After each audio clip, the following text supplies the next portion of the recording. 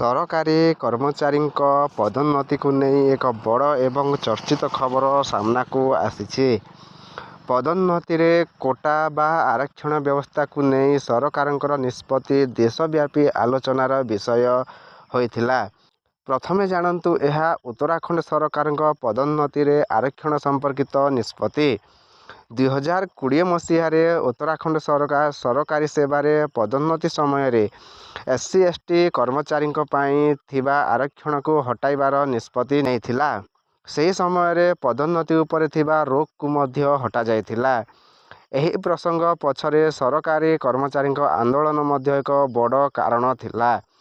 General ଏବଂ OBC ବର୍ଗର କର୍ମଚାରୀମାନେ ପଦୋନ୍ନତିରେ ଆରକ୍ଷଣ ବ୍ୟବସ୍ଥା ହଟାଇବା ଏବଂ ପଦୋନ୍ନତି ପ୍ରକ୍ରିୟା ପୁଣି ଆରମ୍ଭ କରିବାକୁ ଦାବି କରି ଆନ୍ଦୋଳନ କରିଥିଲେ।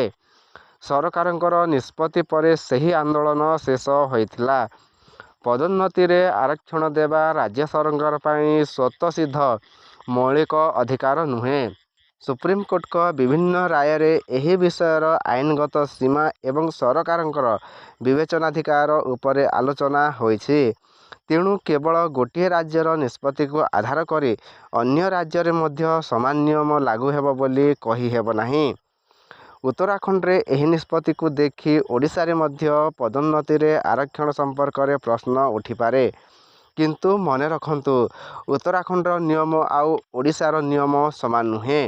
ଓଡ଼ିଶାରେ କୌଣସି ପଦୋନ୍ନତି ପାଇଁ କେଉଁ ନିୟମ ଲାଗୁ ହେବ ତାହା ସମ୍ପୃକ୍ତ service rules, government orders, reservation rules ଏବଂ ଅଦାଲତଙ୍କ ରାୟ ଉପରେ ନିର୍ଭର କରିବ। ତେଣୁ କର୍ମଚାରୀମାନେ କେବଳ ସୋସିଆଲ ମିଡ଼ିଆ ଖବର ଦେଖି ନିଜ ପଦୋନ୍ନତି ସମ୍ପର୍କରେ ନିଷ୍ପତ୍ତି ନ ନିଅନ୍ତୁ।